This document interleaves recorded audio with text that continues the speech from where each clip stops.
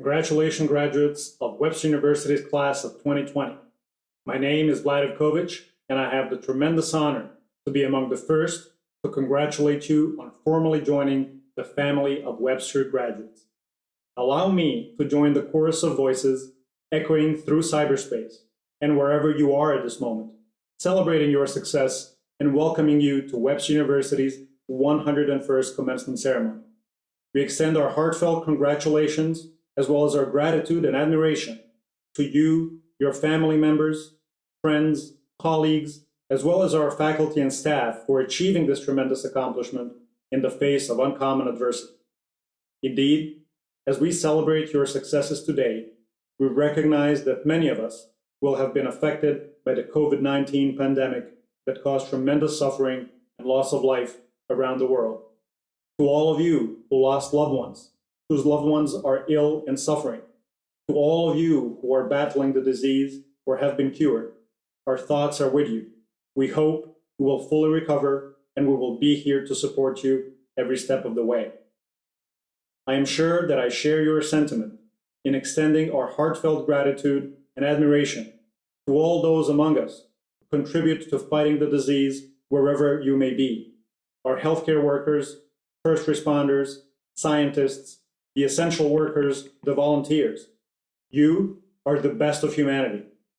As we celebrate the momentous achievements of our graduates today, we are also celebrating you for making it all possible. Thank you. Thank you also to Webster University, Chancellor Strobel, President Schuster, members of the Board of Trustees for bestowing me with the honor of delivering Webster's 101st commencement address, and for receiving an honorary doctorate in science.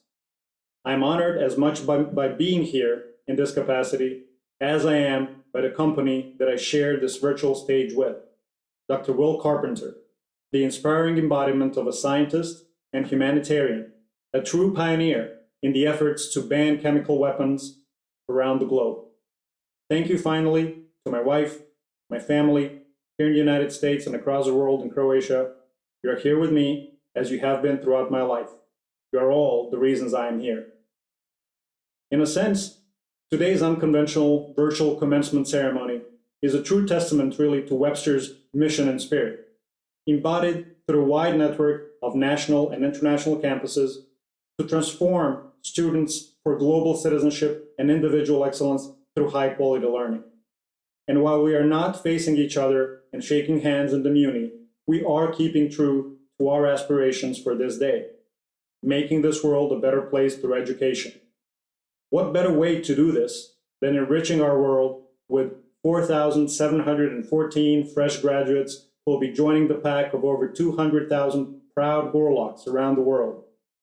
Indeed, the class of 2020 exemplifies the inclusive spirit of Webster University, with graduates ranging from 19 to 73 years of age, hailing from all 50 US states and 117 countries around the world. 43 of our graduates proudly serve overseas with the United States Armed Forces. We thank you for your service. Also, please make sure to also thank all those who have been with you throughout this journey. They are as much a part of your accomplishment as you are. As I'm sure today will be filled with celebrations large and small, social distance and public health practices withstanding, I'm also sure that this address will be just another event that will fill today's busy schedule. Yet, since today is about your accomplishments as much as about your future, please allow me to share some of the lessons I learned since leaving that very moment in time you find yourselves in right now, being a freshly minted Webster graduate. For me, that moment in time was on a beautiful May day 21 years ago in Vienna, Austria. As I contemplated what my life was and could be, I was aware of one obvious truth even then. Webster University changed my life. I had a tremendous privilege to formally study in 5 countries, 6 academic institutions, and in fact, work in one now. I'm grateful to be able to deliver this address from my academic home at Massachusetts General Hospital and Harvard Medical School here in Boston. Yet, it was Webster University in Vienna that put me on the path that defined the rest of my life and career. So, if there are lessons to be learned and lessons to be shared, the first lesson would be remember the privilege of having received any education, especially a Webster education. Because, as most of us will attest, through experience, the clarity of our life's path is much better retrospectively than prospectively. Hindsight, after all, is always 20/20. This is partly due to the fact that at every moment of our lives, we continuously discover ourselves and the universe that surrounds us. Sometimes we are mindfully aware of these discoveries, and sometimes they become a part of our experience without us ever noticing them. Strive to be aware of all experiences in life, the good, the bad, and the ugly, and recognize them as opportunities for learning who you are and who you want to become. One of the greatest inventors of all time, my compatriot Nikola Tesla, described it well with these words: "As I review the events of my past life, I realize how subtle are the influences that shape our destinies." Lesson 2, be mindful of the moments. They define our lives and are just as fleeting. For me, one such moment happened in early life when I was about 11 years old, and I was strolling along a beach line of one of my ancestral cities of Omiš in Croatia. It was a particularly moonlight summer night. As I threw a rock into the sea, it disturbed very abundant bioluminescent plankton and illuminated the seawater with blue and green glimmer. In my surprised awe, I looked up into the starry sky and I wondered if there was anyone out there doing the same thing that I was.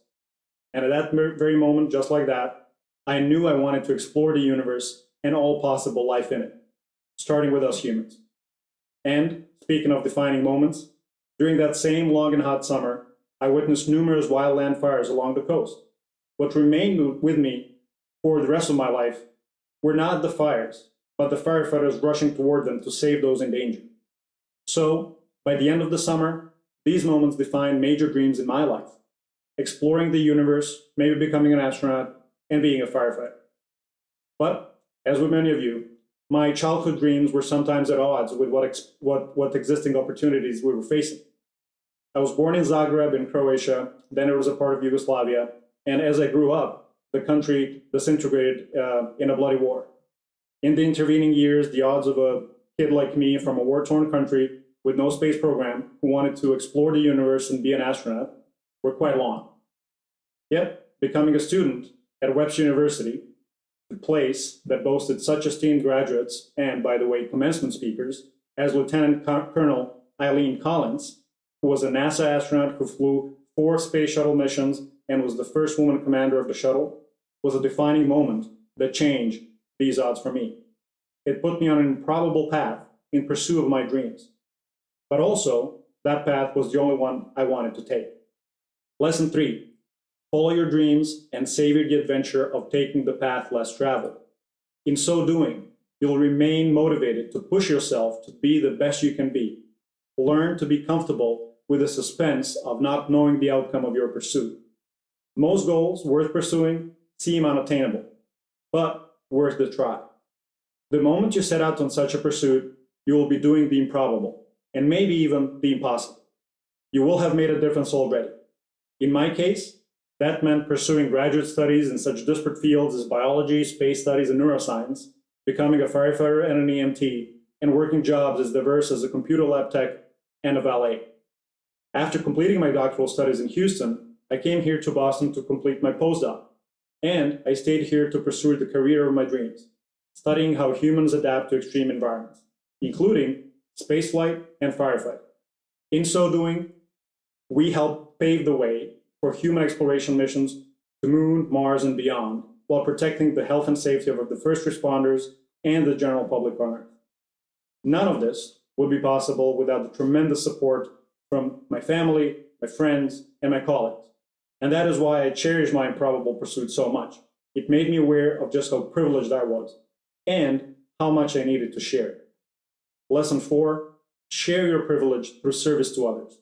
As you contemplate the next steps in your life, remember that we are all responsible to help make the world a better place. No exceptions. At every step of your way through life, remember that privilege is not equally distributed around the world. While you may not be the most privileged, you are likely not the least privileged either. Our world, today especially, abounds with opportunities to help that are within our grasp. Every step we take on the path of service to those in need is a step closer to a society of inclusion, empathy, understanding, and common good. As Mahatma Gandhi noted, be the change you want to see in the world. Lesson 5. While keeping your eyes on the ever-fleeting horizon, always remember to remain anchored to those you love the most. As exhilarating as our professional pursuits may be, finding a balance in private life with those most significant people in your life really lays the foundation to balance in all other aspects of life. Do not relinquish your responsibility and be mindful of their needs, all day, every day. It took me a long time and many mistakes to understand that the value of all we do in life, including our profession, is only proportional to the joy created by sharing it all with those we love the most. Successes are fleeting and arbitrary. What matters really is the mark you leave on the world and the people you share it with. As Maya Angelou said, people will forget what you said, people will forget what you did, but people will never forget how you made them feel. In so doing, think strategically about your future. Our lesson 6, protect and preserve the earth. There is no planet B, not anytime soon. Because we stand at the precipice of dramatic environmental deterioration driven by human-made climate change and environmental destruction. And while human adaptability and ingenuity will likely ensure our species' survival, the hard question we need to ask ourselves today is, what world are we leaving to our children? It is our responsibility to take on the challenge of environmental preservation and mitigation of human-caused climate change, because that is the only way to give our species a fighting chance of survival in the future. Over centuries, that drive pushed us to explore beyond the immediate, inquire beyond the obvious, and develop the most profound tool in the human skill set, the scientific method. Driven by the humanist ethics of the Enlightenment, science and exploration have profoundly improved the human condition. So lesson 7, support science and exploration. They define our species. Space exploration exemplifies this lesson. It was through exploration of space that we started to grasp the limits of our species' significance on this planet. Every gaze into the starry skies above reflected back on the Earth. On Christmas Eve 1968, while orbiting the moon and emerging from its far side, crew members of Apollo 8 captured the first breathtaking image of the entire planet, the famed Earthrise photograph. Recalling the awe-filled moment of epiphany, Major General Bill Anders, who took the photograph, said, "We came all this way to explore the moon, and the most important thing is that we discovered the Earth." It was the Earthrise image that was since associated with profound social and political changes that happened in the intervening years. Earthrise framed our cosmic perspective and helped us realize how insignificant and superficial all human differences that we fought wars over for millennia were compared to the vastness of space that surrounds us. For the first time, we viewed our planet as it truly is, without borders, defined by the natural features of water, landmass, and cloud cover. So today, as we face profound global challenges that test our humanism, the cosmic perspective reminds us of the inherent similarities rather than differences that define us as a species. Final, lesson 8. Continue wondering, continue exploring, continue dreaming. In closing, I can only hope that the experiences that I shared from my life will help steer your lives in the direction of your happiness and fulfillment. As you take the next steps in life, they will undoubtedly be accompanied with questions big and small, probably starting this afternoon when considering what kind of a drink goes best with the food you'll enjoy. My final suggestion to you is love the questions and keep asking them. In the words of Rainer Maria Rilke, be patient toward all that is unsolved in your heart and try to love the questions themselves, like locked rooms and like books that are now written in a very foreign tongue. Live the questions now. Perhaps you will then, gradually, without noticing it, live along some distant day and into the answer. Thank you very much. Stay safe, stay healthy, live long and prosper.